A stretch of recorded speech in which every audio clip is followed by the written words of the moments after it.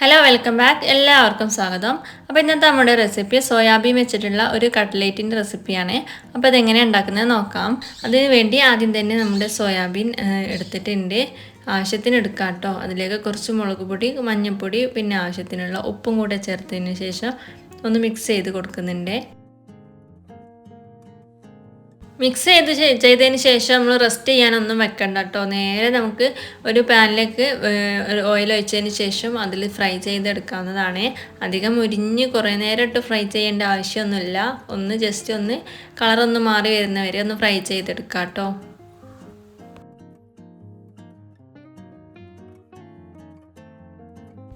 അപ്പം നമ്മുടെ സോയാബീൻ എന്താ കളറൊക്കെ മാറി വന്നിട്ടുണ്ട്.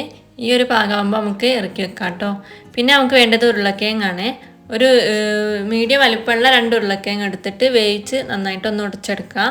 അത് മാറ്റി വെച്ചതിന് ശേഷം സോയാബീൻ ഒന്ന് മിക്സിൻ്റെ ജാറിലിട്ട് ചൂടാറിയതിന് ശേഷം കേട്ടോ ഒന്ന് ഇങ്ങനെ പൊടിച്ചെടുക്കാം കേട്ടോ. ഇനി ഇത് മാറ്റി വെക്കാം. ഇനി നമുക്ക് ഫ്രൈ ചെയ്തിട്ടുള്ള എണ്ണയിലേക്ക് സവാള ഇട്ട് കൊടുക്കുന്നുണ്ട്. ഒരു മീഡിയം വലിപ്പമുള്ള ഒരു 1.5 സവാള കേട്ടോ ഞാൻ എടുത്തിട്ടുള്ളൂ. അതിലേക്ക് ആവശ്യത്തിനുള്ള ഉപ്പ് ചേർത്ത് കൊടുക്കുന്നുണ്ട്. പിന്നെ അതാ ഒരു പച്ചമുളകും കുറച്ച് ഇഞ്ചി വെളുത്തുള്ളി ചതച്ചതും കുറച്ച് കറിവേപ്പിലയും കൂടെ ചേർത്തിട്ട് നന്നായിട്ട് തന്നെ മിക്സ് ചെയ്തെടുക്കാം കേട്ടോ. അതിൻ്റെ പച്ചമണമൊക്കെ മാറിയതിന് ശേഷം നമുക്ക് ഇതിലേക്ക് പൊടികളൊക്കെ ചേർത്ത് കൊടുക്കാം. അപ്പോൾ അതായത് പച്ചമണമൊക്കെ മാറി വന്നിട്ടുണ്ട്. ഇനി അതിലേക്ക് കുറച്ച് 1/2 സ്പൂൺ മാത്രം മഞ്ഞൾപ്പൊടിയും ഗരം മസാല പൊടിയും കൂടെ ചേർത്തിട്ടുണ്ട്. എരിവിന് വേണമെങ്കിൽ കുരുമുളക് പൊടിയോട് ചേർത്ത് കൊടുക്കാം. ഇനി ഇതാ നമ്മൾ ചതച്ച് വെച്ചിട്ടുള്ള സോയാബീനും അതുപോലെ തന്നെ ഉരുളക്കിഴങ്ങും കൂടെ ചേർത്ത് കൊടുക്കുന്നുണ്ട്. ഇനി ഇത് രണ്ടും കൂടെ ഒന്ന് മിക്സ് ചെയ്ത് കൊടുക്കാം കേട്ടോ. കുറച്ച് മല്ലിയിലയും കൂടെ ചേർക്കുന്നുണ്ട്. അപ്പോൾ നമ്മുടെ മിക്സ് എല്ലാം റെഡി ആയിട്ട് വന്നിട്ടുണ്ട്. ഇനി നമുക്കൊന്ന് ഷേപ്പ് ചെയ്ത് എടുക്കാം കേട്ടോ. അപ്പോൾ നമ്മളൊരു ബോൾ പോലെ ആക്കിയിട്ട് കട്ട്ലറ്റിൻ്റെ ഷേപ്പിൽ റൗണ്ടായിട്ട് ആക്കിയെടുക്കുന്നുണ്ട്. ഇനി നമുക്ക് വേണമെന്നുണ്ടെങ്കിൽ വേറെ ഷേപ്പ് ആക്കിയെടുക്കാം കേട്ടോ. ഇനിയിപ്പോൾ നമുക്കിത് ഒരു ബൗളിലേക്ക് ഒരു മുട്ട ഇട്ടിട്ടുണ്ട്.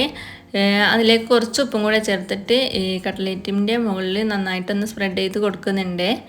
എല്ലാ ഭാഗത്തും എത്തിയിട്ടില്ലെങ്കിൽ ഫ്രൈ ചെയ്യുമ്പോൾ വിട്ട് പോരും കേട്ടോ. അപ്പോൾ ഇങ്ങനെ ചെയ്തില്ലെങ്കിൽ മുട്ടയിൽ മുക്കിയെടുത്താലും മതിയാകും. അതായിരിക്കും കുറച്ചും കൂടെ ബെറ്ററായിട്ട് കിട്ടുക കേട്ടോ. അപ്പോൾ നമ്മളിത് ബ്രെഡ് ക്രംസിൽ ഒന്ന് കോട്ട് ചെയ്തെടുക്കുന്നുണ്ട്.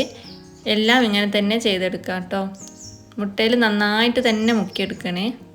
അങ്ങനെ ആവാത്തത് എൻ്റെത് ഏതോ 2 അങ്ങനെ ഫെയിലായി പോയിട്ടുണ്ട് കേട്ടോ. അതുകൊണ്ട് മുട്ട നന്നായിട്ട് തന്നെ ഇതിൽ കോട്ട് ചെയ്തെടുക്കുക. ഒന്നില്ലെങ്കിൽ 2 മുട്ട വേണമെന്നുണ്ടെങ്കിൽ എടുക്കാം കേട്ടോ. ഇനി നമുക്ക് നന്നായിട്ട് ചൂടായിട്ടുള്ള എണ്ണയിലേക്ക് മീഡിയം ഫ്ലെയിമിൽ ഇട്ടതിന് ശേഷം വേണം നമ്മൾ കട്ട്ലേറ്റ് ഇട്ട് കൊടുക്കാൻ വേണ്ടിയിട്ട്. ഇല്ലെങ്കിൽ പെട്ടെന്ന് തന്നെ കരിഞ്ഞു പോകും. അപ്പോൾ അത് നമുക്ക് നന്നായിട്ട് തന്നെ ഫ്രൈ ചെയ്തെടുക്കാം.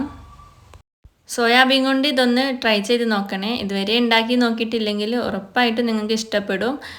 അപ്പോൾ ഉണ്ടാക്കി നോക്കിയിട്ട് നിങ്ങളുടെ അഭിപ്രായങ്ങളൊക്കെ കമൻ്റായിട്ട് അറിയിക്കണം കേട്ടോ. വീഡിയോ ഇഷ്ടപ്പെട്ടാൽ ലൈക്ക് ചെയ്യാനും ഷെയർ ചെയ്യാനും സബ്സ്ക്രൈബ് ചെയ്യാനും മറക്കല്ലേ.